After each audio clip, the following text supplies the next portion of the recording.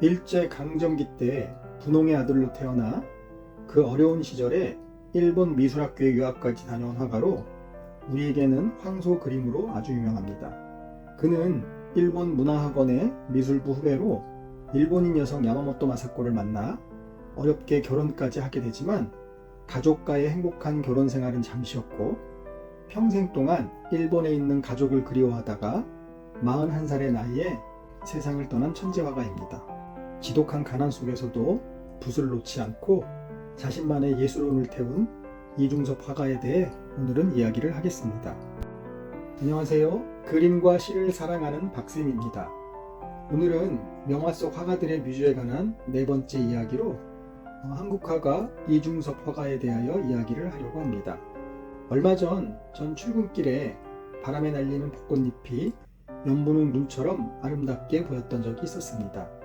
그날은 봄바람이 많이 불겠구나 하는 생각으로 출근을 했고 나른한 오후 아침에 들었던 생각처럼 맑은 날씨에 봄바람이 많이 불어왔습니다. 점심을 먹고 봄날의 식곤증으로 무거운 눈꺼풀을 이겨내며 비몽사몽으로 있다가 우연히 네이버 뉴스에서 이중섭 화가의 부인 야마모토 마사코가 101살의 나이로 별세했다는 기사가 눈에 들어와서 자세히 보게 되었습니다. 그런데 자세히 보았더니 2022년도 8월 30일자 기사였습니다.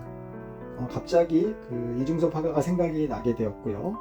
또 이중섭 화가를 생각하면 떠오르는 단어들이 있는데요. 그것은 황소나 또는 그리움, 지독한 가난, 천재, 또 일본인 아내 이런 단어들이 제 머릿속에 떠올랐습니다.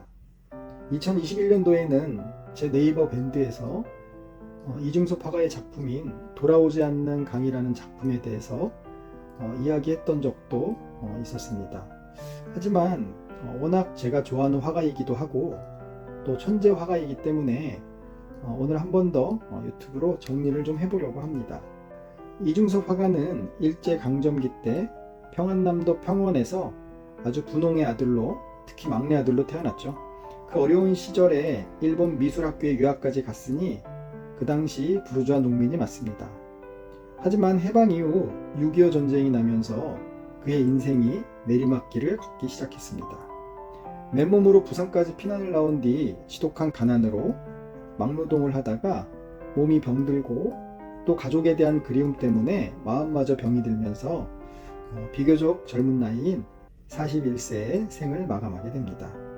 하지만 그는 지독한 가난 속에서도 붓을 놓지 않았고 자신만의 예술혼을 태운 화가였습니다. 이중섭이 그토록 힘든 상황 속에서도 그림을 놓지 않았던 것은 그의 아내이자 뮤즈였던 야마모토 마사코가 있었기 때문입니다. 두 사람은 1936년 일본 문화학원의 미술부 선후배로 만났습니다. 야마모토 마사코 여사는 어느 인터뷰에서 이중섭과의 만남에 대해 이렇게 이야기를 했습니다. 어느 날 실기 수업이 끝나고 붓을 빨러 갔는데 그가 붓을 빨고 있었죠. 그곳에는 우리 둘뿐이었고 그가 자연스럽게 제게 말을 걸어왔어요. 그때부터 다방 같은 데에서 자주 만나기 시작했습니다. 그렇게 두 사람의 사랑은 시작되었지만 난관이 많았습니다. 특히 민족의식이 강하기로 유명한 오산학교를 나온 이중섭에게 일본 여성과의 사랑은 쉽지 않은 내적 갈등이 많았습니다. 그리고 어느 날 이중섭이 하숙방에서 끙끙 앓고 있었는데 동창생이 찾아와 이유를 묻자 이중섭은 이렇게 이야기를 합니다. 좋아한다는 말을 하고 싶었는데 아무 말도 못하고 돌아온 날에는 이렇게 몸에 열이 나고 견딜 수가 없다고 자신의 괴로운 심정을 토로했다고 합니다. 이 그림은 이중섭이 유학 시절 계단에서 다리를 접지른 마사코의 다리를 자신이 주물러 주고 있는 그림인데요. 이때 마사코 여사의 발가락이 너무 예쁘다며 발가락꾼이라는 별명을 지어주기도 했다고 합니다. 1944년 12월에 태평양 전쟁이 심각해지자 야마모토 마사코 여사는 결혼이 급하다는 이중섭의 전보를 받고 홀로 대한해협을 건너 입국했습니다. 서울 반도 호텔에 도착한 마사코 여사는 이중섭에게 전화를 걸었습니다. 원산에서 한달음에 달려온 이중섭의 손에는 삶은 계란과 사과가 한가득이었습니다. 마사코 여사는 죽기 전까지도 꿀같은 사과 맛과 따스한 그의 품을 잊지 못했다고 합니다. 두 사람은 원산에서 전통 혼례를 올렸고 이중섭은 아내에게 한국식 이름을 지어주었는데 남쪽에서 온 덕이 많은 사람이라는 뜻의 남덕이라고 이름을 지었습니다. 그래서 이남덕 여사가 됐는데요. 결혼 후에 그녀는 경제관념이 아주 희박했던 남편을 대신해서 거리로 나섰습니다. 가족의 생계를 책임지기도 했고 또 남편 작품 속의 모델이자 뮤즈로도 존재를 했습니다. 가난했던 당시를 회고하면서도 이남덕 여사는 원망 대신에 이중섭을 그림을 위해 태어난 사람이라고 남편을 두둔했으며 그 말 속에는 사랑이 배어 있었습니다. 1951년 피난통에 무일푼으로 내려간 제주도 서귀포 시절이 이중섭 가족의 가장 행복한 시절이었습니다. 마을 반장에게 얻은 5평 남짓 한 칸방에서 끼니를 위해 바닷개를 잡아먹거나 배급식량과 고구마로 연명했던 나날이었지만 온 가족이 함께 모여 있다는 것만으로도 그림 속 가족은 아주 행복해 보입니다.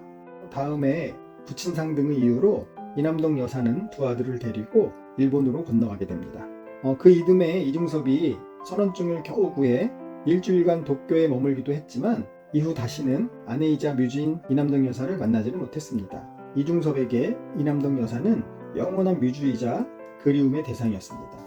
아내와 두 아들과 떨어져 지내게 되면서 비록 두 사람이 함께한 시간은 길지 않았지만 이중섭은 그 기억을 간직하며 평생 아내를 그리며 창작 활동을 했습니다. 이중섭의 수많은 작품에 이남덕 여사가 등장하는데 일본으로 떠난 후 이중섭이 그리기 시작한 수많은 엽서화는 이중섭의 대표작으로 남아 있습니다. 엽서화에는 주로 가족과 아이들의 모습이 담겨 있는데 나의 귀엽고 소중한 남덕 등 애정 표현이 아주 가득합니다.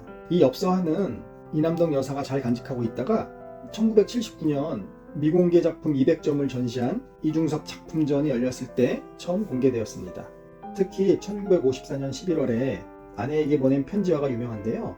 그 편지화에는 이런 내용이 담겨져 있다고 합니다. 나만의 아름답고 상냥한 천사여, 더욱더 힘을 내서 건강하게 지내줘요.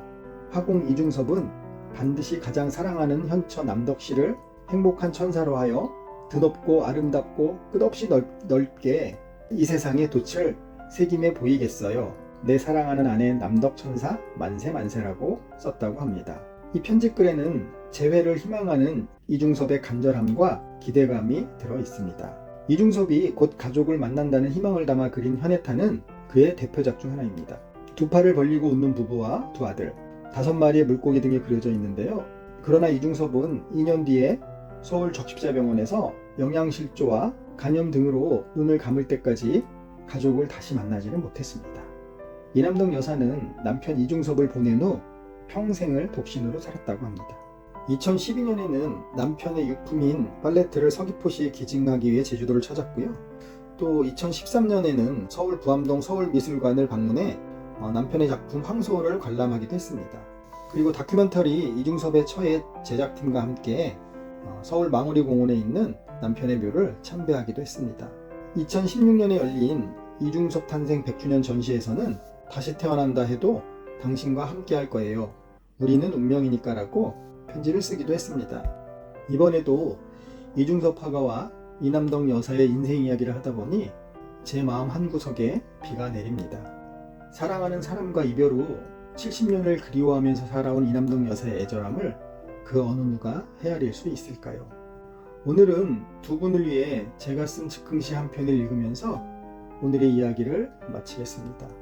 나중에 이 시는 시간을 내서 다시 마무리를 제대로 할 예정입니다. 제목은 그대를 만나러 갑니다입니다. 그대를 만나러 갑니다. 나 이제 강 건너 그대를 만나러 갑니다.